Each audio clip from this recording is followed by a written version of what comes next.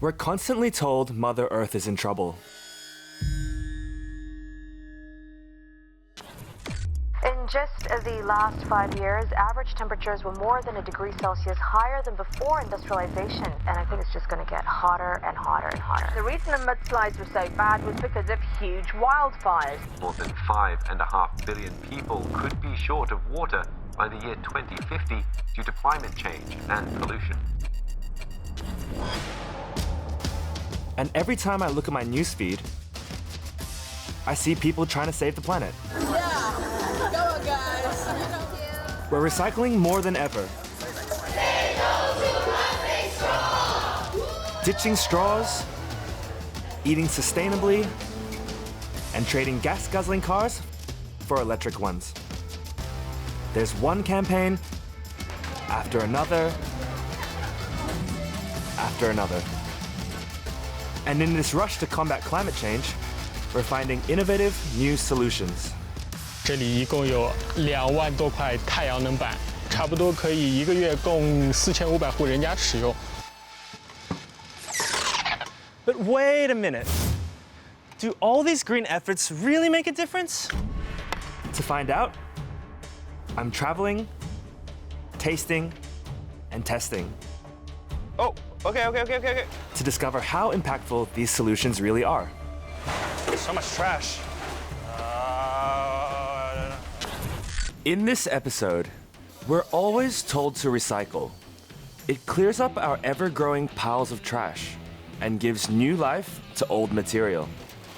China says it's not taking in that garbage anymore. But now, the global recycling industry is in turmoil. 갈수록 그 상황은 더 심해질 거고 그 민간에서는 그 정부의 보조금 없이는 Meantime, our high-tech trash is rapidly piling up. But there are few technologies able to recycle them properly. Can we continue to rely on recycling to deal with our wanton waste? We're coming clean about recycling.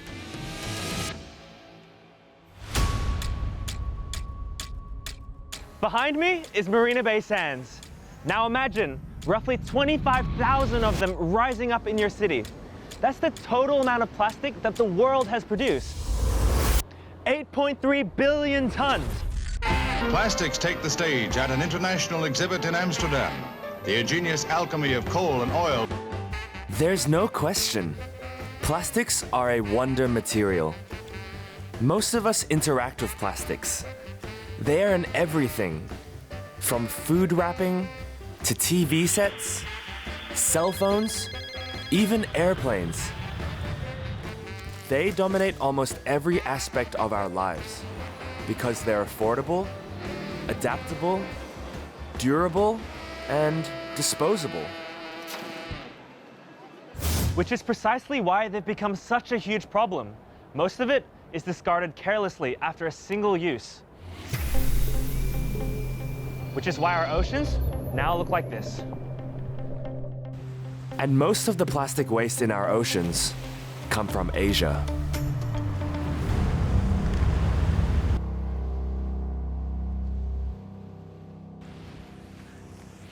Growing up in Australia, we were taught the #1 way to reduce pollution was through recycling.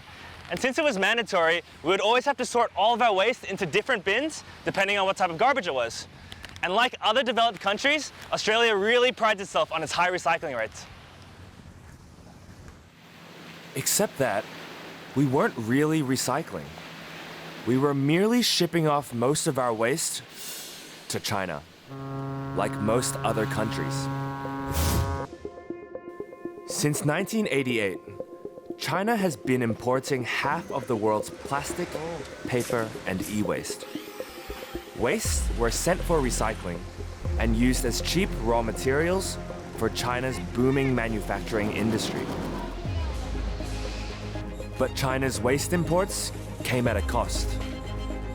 So after 25 years, China announced it would no longer accept any unsorted e-waste, paper, or plastics that have a contamination level of more than 0.5%. In 2016, Singapore exported 42,000 tons of plastic waste to China, Malaysia, Indonesia, and Vietnam. That's 75% of total plastic waste Singapore generated that year. Thomas Wong owns one of Singapore's waste sorting facilities. He was sending his plastic waste to China until the ban took effect. Contamination actually comes in many forms. For example, right, see this, the labels, right? So these labels require another form of process. When compared to this, this is relatively clean. So this makes it easy. Actually, what is more worrying is stuff like this, where you have residues in bottles that ends up over there. We have got these unidentified materials that these Chinese, they don't quite understand. And this gets into their soil, this gets into their people, and this is something that is really worrying. And this is simple. This is tough to understand. And when this gets into the soil, it contaminates the water, the land, the soil, and the children who is handling that. So a 0.5% contamination level isn't just labels itself. No. It's actually the dirty residue, the foreign substances that people can't really identify. That's right, that's right. So how much of the world's plastic actually falls under the criteria of 0.5%? None. Oh, okay. So if anything, it's just an arbitrary number. That's right. To deter people from sending. So Sarah saying, no, I don't want anything. That's it. Finish. Singaporeans have yet to feel the pinch of China's ban. It could be because some of the plastic waste here is simply incinerated. But what about other Asian countries? Is it time for them to rethink their recycling strategy? I begin my investigation with the world's fourth top recycler, South Korea.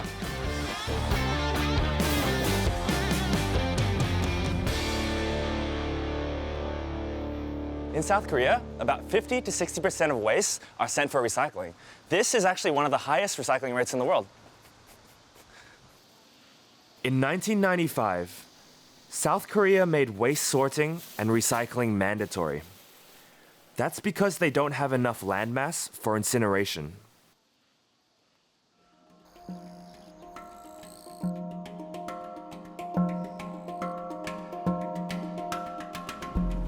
In South Korea, recycling begins with waste collection. And I'm given access to Cheongju City, about 2 hours away from Seoul. Lee Sang-tae's company collects 25,000 tons of plastic waste a day. The good thing is that plastic waste is segregated from other types of trash. Koreans generate about 1 kilogram of rubbish per person per day.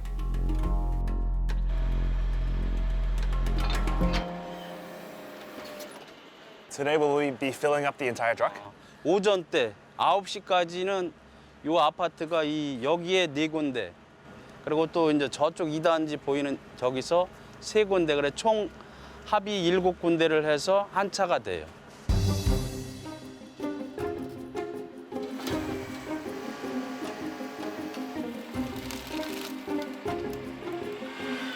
It's seriously so cool how they pick up their trash here.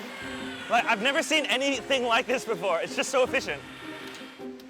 And even though the plastic wastes are segregated from other types of trash, it needs to be further sorted into different kinds of plastics so they can be brought to the right recycling facility.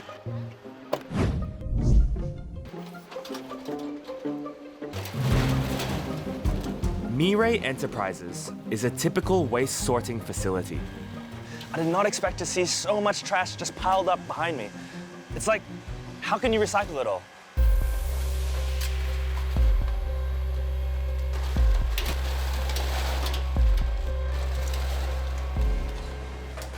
안녕하세요. Hello. 페트 압축장이고요. 그리고 요즘에 여름이 되니까 양이 엄청 많아요. 그래서 여기에서 So how many PET bottles a day? 우리가 하루에 처리하는 용량이 한 8톤에서 9톤. 그 정도 7명, 8명에서 그러고 처리를 하고 있어요. This is half a ton of plastic waste. Now, if a facility like this can process 15,000 tons of plastic waste a day, we would need more than 85,000 sorting facilities to process all 480 billion PET bottles sold annually. Oh God. Oh, there's so many.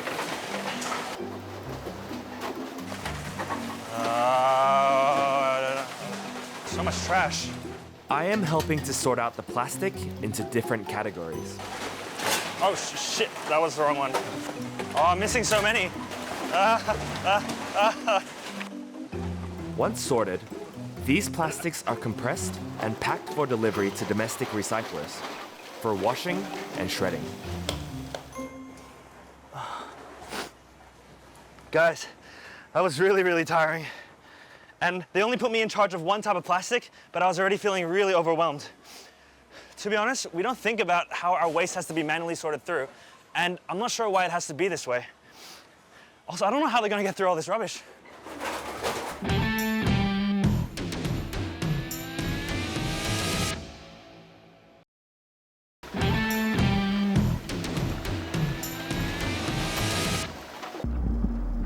In 2017, the world's biggest recycler, China, stopped accepting plastic waste and recyclables. It disrupted recycling programs around the world.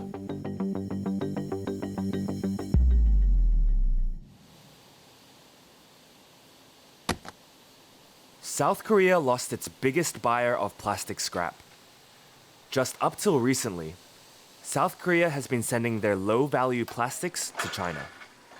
These are too expensive to recycle, like colored PET bottles that need to be washed and filtered several times.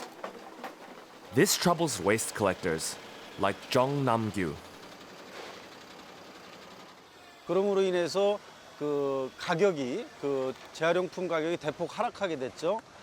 수출이 이루어지지 않는다는 건 판매처가 없어진다는 거고, 그렇게 되면 국내에 그 수출되지 않은 물건들이 쌓이게 되고, 문제가 되는 가장 첫 번째는 그 일하시는 인력을 줄여야 되는 게 첫 번째고, 두 번째는 그 인력 감소와 더불어서 이제 임금도 낮춰야 되는 이런 그 현실에 부닥치고 있고. Nowadays, Jong Nam-gyu keeps his business afloat through a government subsidy. It's a 3-month contract that obliges Mr. Jung to continue plastic waste collection. In exchange, the city government will pay Mr. Jung 22 US cents per kilogram of waste collected. So then how did the government subsidy come about? 처음에 플라스틱 단가가 너무 폭락하기 때문에 수거업체들이 더 이상 플라스틱을 수거할 수 없다. 청주시가 그 플라스틱 재활용을 책임지고 해달라. 우리는 손 띄겠다. 이게 우리의 입장이었습니다. 그랬더니 이제 청주시에서 그러면 그 예산을 책정해서 보조를 하겠다. 이렇게 나온 것이고, 청주시도 지금 현재 그 재활용 시설을 갖추고 있는데, 그것은 그 청주시의 전체가 발생하는 거에 50%밖에 차지하지 않습니다. The subsidy helps Mr. Jung's city remain clean and orderly. However, that might change when the subsidy ends.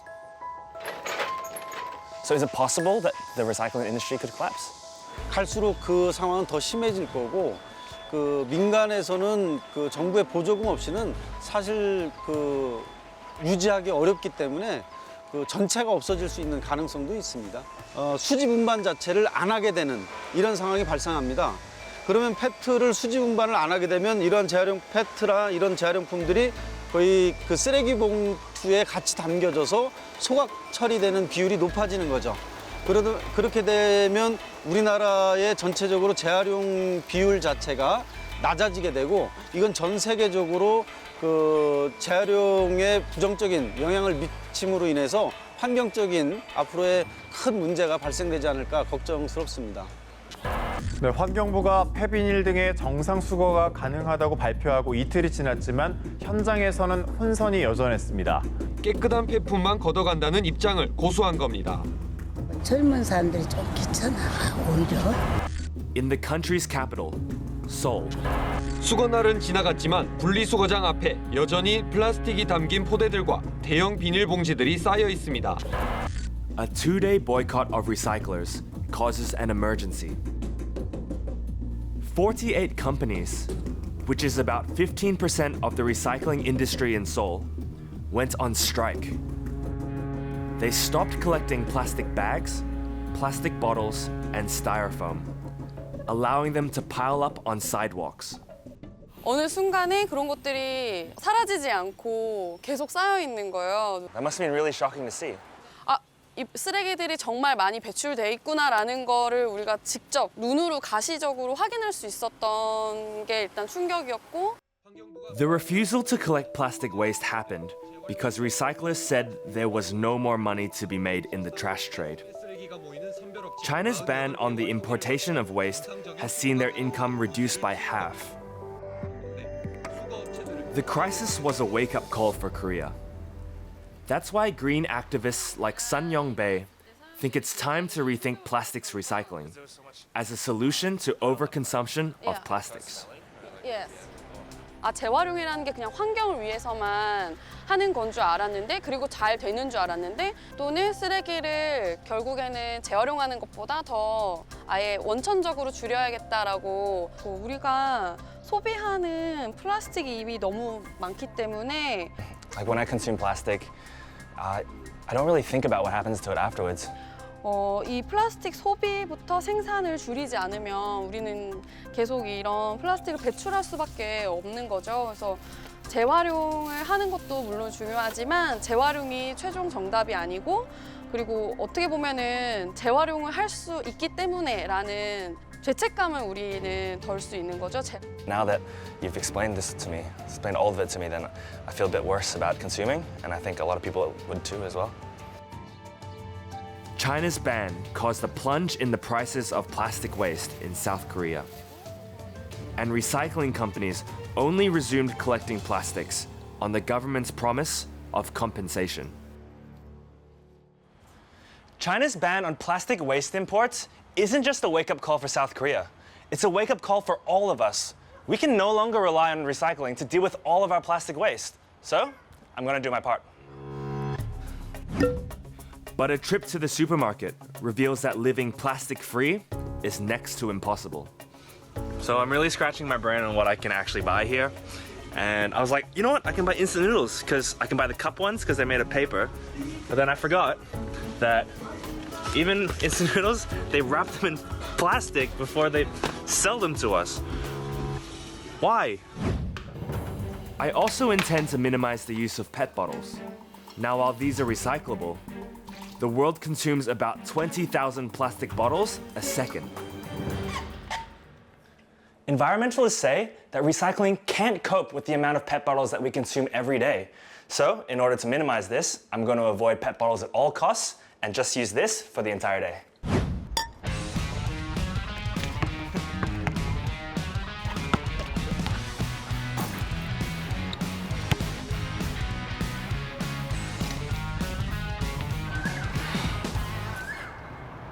We're out. We're out of water. Let's see if I can find somewhere to refill this. Maybe over there.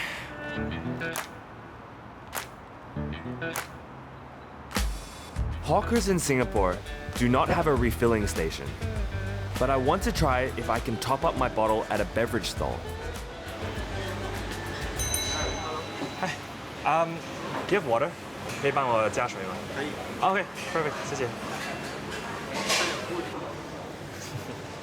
I just got my water bottle refilled by the nice man inside, so maybe it's not so hard to go plastic-free in Singapore.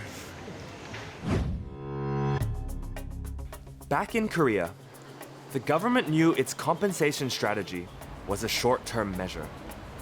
They needed a long-term plan, so they decided to reduce plastic waste by half and increase domestic recycling rates from 34% to 70%. So one way to make domestic recycling more efficient, ban complicated plastic offerings, like our disposable cups and plastic bottles. To find out just how tedious it is to recycle these items, I'm visiting one of Korea's largest plastics recycling companies. It is owned by Yoo Young-ki. His company washes and shreds plastic bottles into flakes to be reused as raw material for making plastics. 운동은 뭐 당연히 해야 된다고 보고 쓰레기 봉투 또 이제 뭐 일회용 컵 이제 문제가 되는 게 일회용 컵 같은 경우에는 그러니까 재질이 단 하나면 괜찮은데. The plastic bottle is made out of polyethylene terephthalate, or PET, but its cap and label could be made out of different kinds of plastics. After bottles are crushed, it goes into a separation tank. Here, the chemical wash allows PET bottles to sink and labels to float. But if a bottle is made of mixed plastic materials, the chemical wash fails to separate the bottle from the labels, and the bottles need to undergo further washing. 똑같은 경우에는 계속 하나씩 따라가는 분리가 안 되고 그러면 이게 한 20개 과정을 거치는데 계속 따라가니까 굉장히 어려움이 많은 거죠. From crushing recyclable PET bottles to shredding these into PET flakes is a 7-step process. Yoo Young-ki's huge facility recycles only 70 tons of plastic waste a day. That's about 2 million 1-liter PET bottles. Compare that to 1 million PET bottles consumed per minute. China's ban on waste for recycling has had significant impact. South Korea isn't the only country scrambling to find a solution. That action to tackle single-use plastics is both necessary and urgent. The European Commission has called for a ban on single-use plastics, such as plastic cups, by 2030. Join us in this race to the top. Let's see who does best. Several countries heed this call and have come up with regulations to stop or limit the use of single-use plastics. Malaysia, which ships most of their plastic waste to China, also has to start looking into ramping up domestic recycling facilities.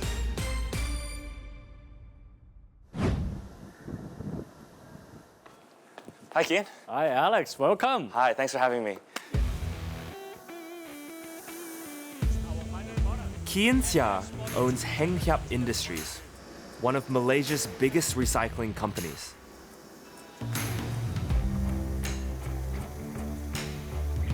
He tells me that there are still a lot of inefficiencies in the recycling industry.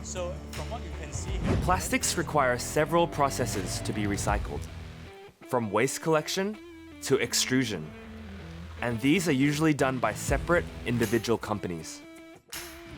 12 years ago, Kian decided to streamline these processes and integrate them under his own company.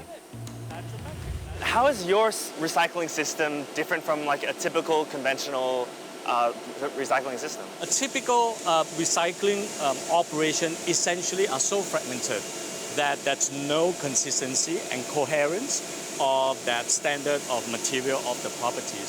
So we integrate all that together, meaning we collect our own material, we manually and from an automated system sort our material, crush our material, following certain standard that we have built in-house. Okay. Yeah, so that we have that consistency. Kian has also invested about $5 million into research to develop 18 patented technologies that could recycle plastics faster and better. An example is plastic food containers, which are usually discarded as it's hard to recycle. Food containers, can you imagine? We can make into a lot of exciting materials. home appliance, automotive, construction, all came out from material like this, food containers. As in the ones we get from hawker centers and the ones we take away boxes and stuff. Exactly. And each bag is 500 kg. Wow. Can you imagine how much food containers that we are doing here? Yeah, so it's huge. So then traditionally, how many hours would it take to crush this much plastic? So for us, each and every one of this bag is 500 kg. So that means 100 labor hour traditionally. But for us, every labor hour, we could actually get 10 kg. That means for us, we could get double the output.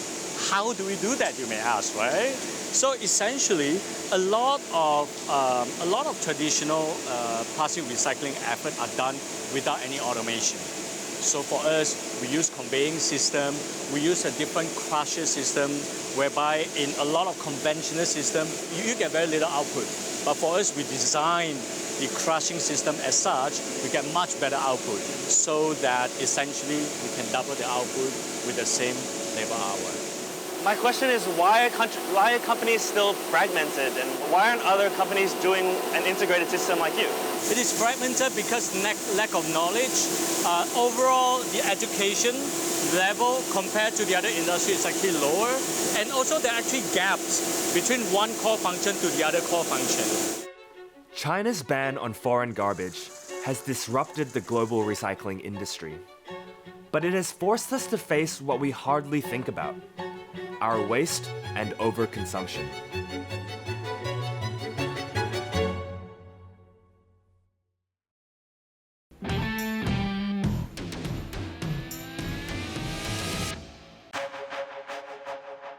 There is another kind of trash that recycling cannot seem to keep up with: our high-tech trash. In the last 25 minutes you've taken to watch this show, people and companies across Singapore have thrown away almost 3,000 kilograms of electrical and electronic items. In fact, Singapore is one of the highest e-waste generators in Asia. Most of it lands up here. Out of sight, out of mind. But some in Asia don't have incinerators. So a lot of what they throw away ends up in landfills, where they poison our soil, air, and water. That is really strange. Because our electronics are made up of some of the scarcest minerals found on this planet, without recycling, we could actually run out of the raw materials that power our touchscreens and make our smartphones vibrate.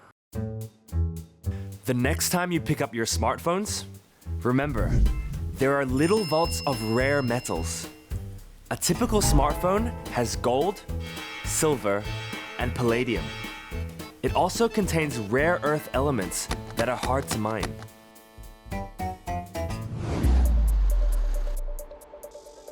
So I want to find out why we aren't recycling more of our e-waste.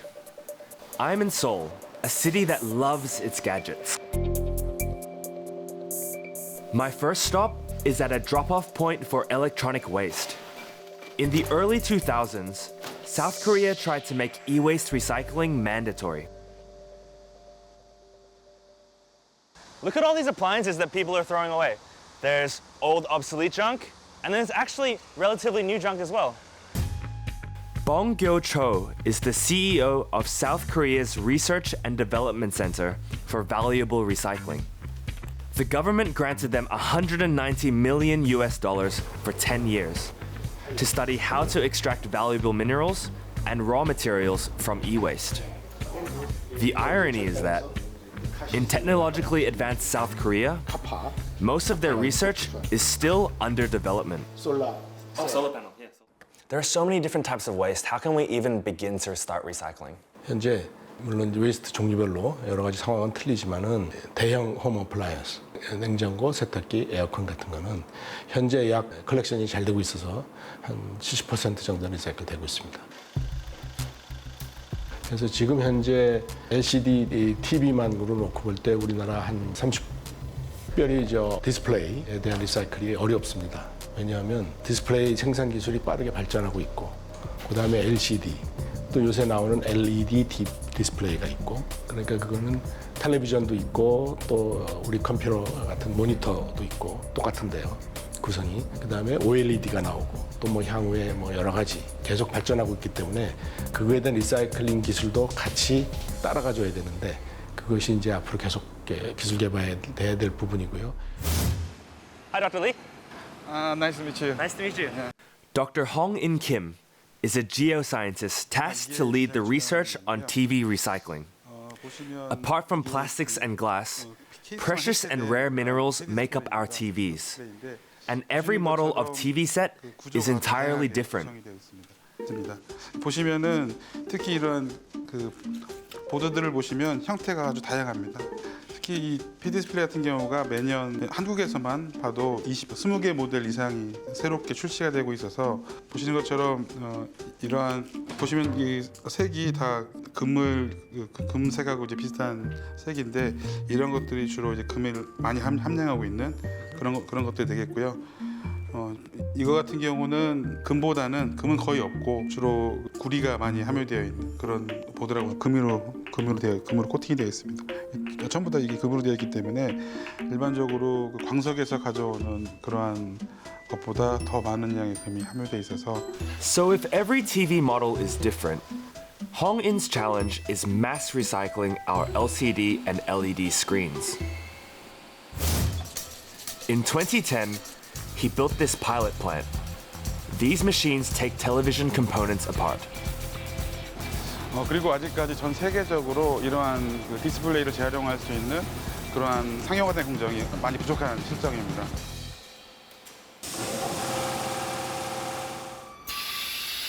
Each part of this factory has been customized, like this mechanical arm that aims to reduce effort in human labor. 이거 같은 경우는 무게가 약 30kg 정도가 되는 무게가 나가기 때문에 사람이 투입하기에는 어려운 점이 있어서 좀 더 쉽게 공정에 투입할 수 있도록 이러한 시스템을 이 시스템을 만들 때 어려웠던 점은 이 디스플레이에 대한 모델에 따라서 이 구조가 많이 다르기 때문에 어떻게 이걸 안정적으로 들어 올릴 수 있느냐가 제일 중요했습니다. On average, TVs have about 200 nuts and bolts that need to be unscrewed in order to take all the different components apart.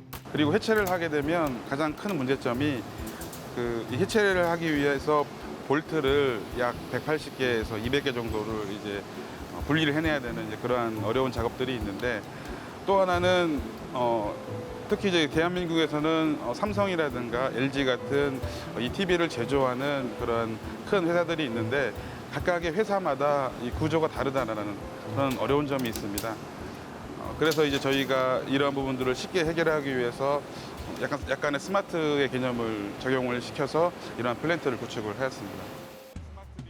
This is how the plant's smart feature works.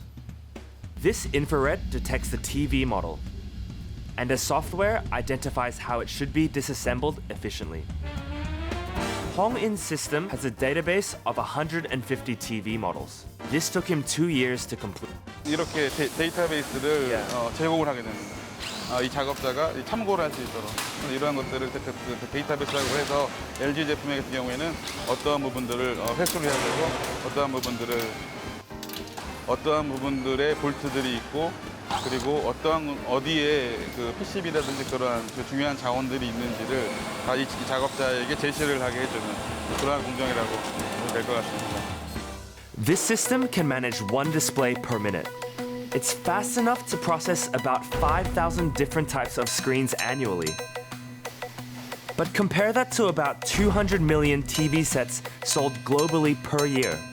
And Hong-In is also racing against time. TV manufacturers are coming up with new models often, and he needs to develop a software for every new model that comes out. This recycling technology clearly has a long way to go. And South Korea also needs to keep pace with these mobile phones.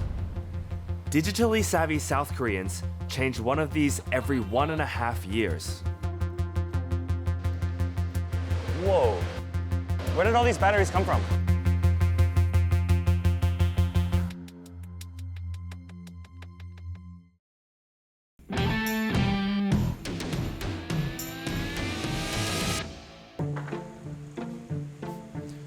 Our mobile phones are run on these.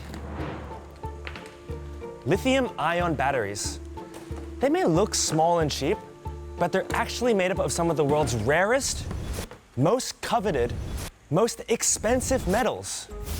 Metals like cobalt, manganese, nickel, and copper. That's why recycling these metals from our mobile phone batteries is the next big thing. The problem is, only a few Asian countries have legislation on e-waste collection and recycling.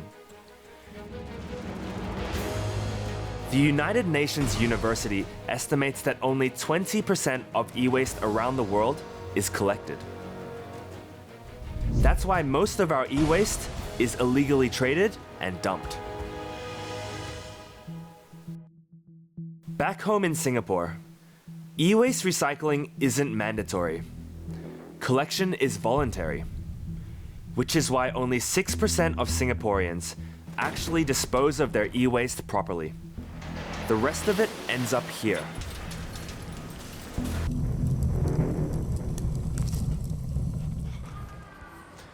The government is trying to increase collection rates, so they've placed even more bins, just like this one, all across the country.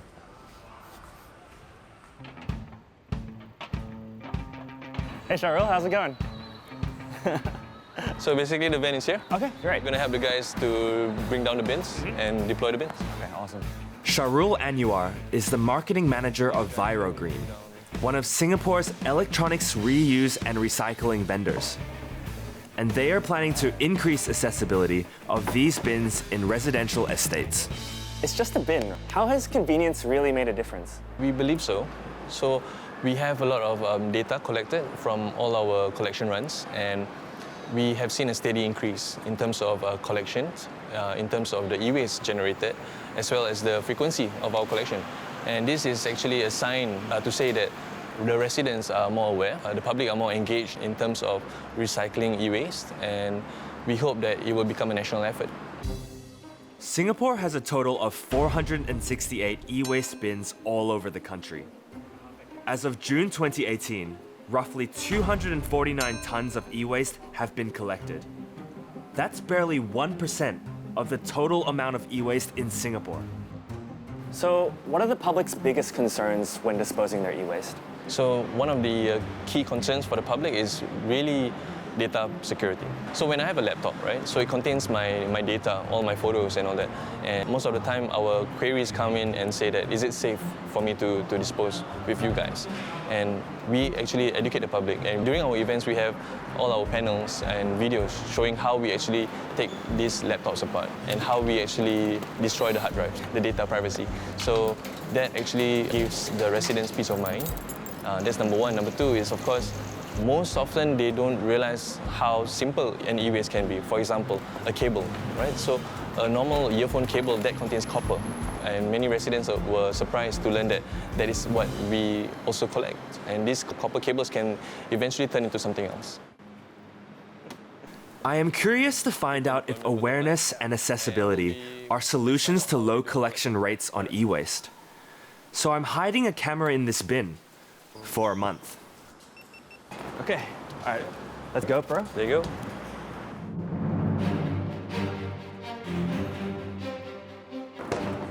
All set? Yep. Yeah, let's see what we get.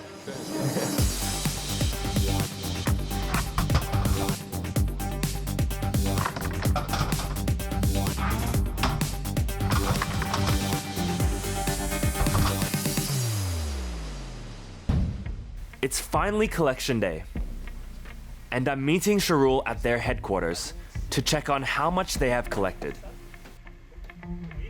How heavy do you think it is? I think it's about 30 kg. Hey, not bad.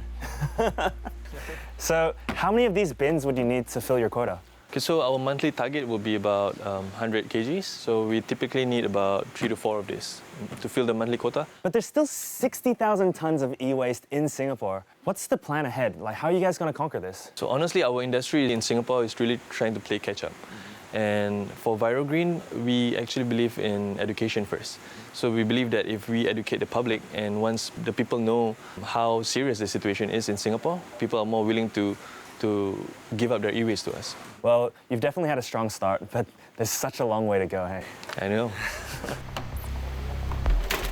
But increasing e-waste collection rates poses a potential problem, especially when it comes to spent phone batteries. The dilemma is, there are only 4 phone battery recycling plants in the world.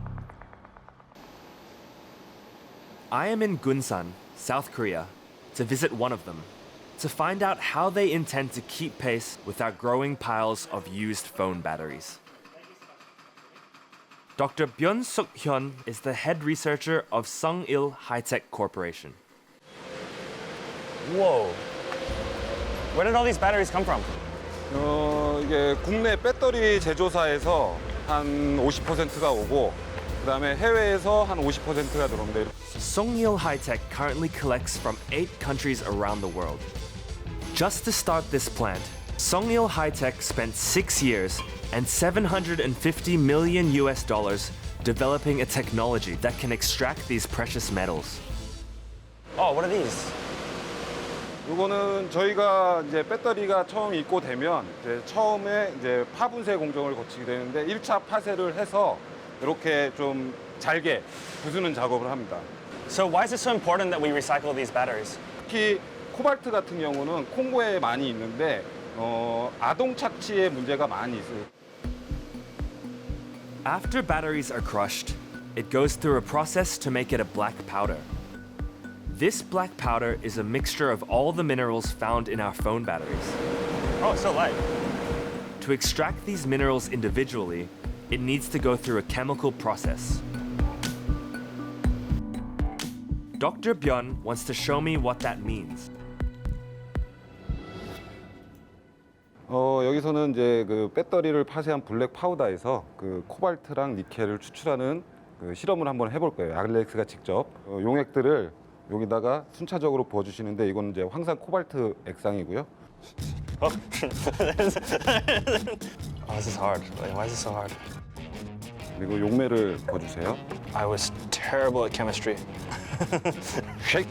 Shake. 분리가 되면 그 밑에 액을 돌려서 코크를 돌려서 빼주시면 됩니다. So I can already see separation a little bit. 코발트는 이제 위로 올라간 상태가 되어 있고요. 이제 아래는 이제 그 코발트가 없는 액상이 되겠습니다. 아까보다는 색상이 많이 연해졌죠. 그 코발트가 이제 상당 부분 이제 용매로 올라갔기 때문에 이제 흔들어주는 시간이 작아서 모든 코발트가 위로 올라가진 않았지만 아까보다 이제 색깔이 많이 연해졌다는 얘기는 코발트가 이제 많이 올라갔다는 얘기입니다. This sulfuric acid cobalt liquid still has some solvent. To separate the solvent from the sulfuric acid cobalt, this mixture needs to be evaporated using this gadget. 여기서 나온 황산 코발트의 순도는 한 99.9 이상 되는 그 순도를 가지고 있고요. 다시 이제 그 배터리 원료로 공급을 하게 돼 있습니다. Oh, so this is cobalt. 핸드폰 배터리로 따지면 한 7,500대에서 8,000대 정도의 그 배터리가 재활용된 거라고 생각하시면 돼요. 7,000대에서 7,500대의 그 모바일 폰 배터리를 생산을 할 수가 있습니다. The science behind extraction is fascinating because battery minerals like cobalt and nickel can be used to make new batteries.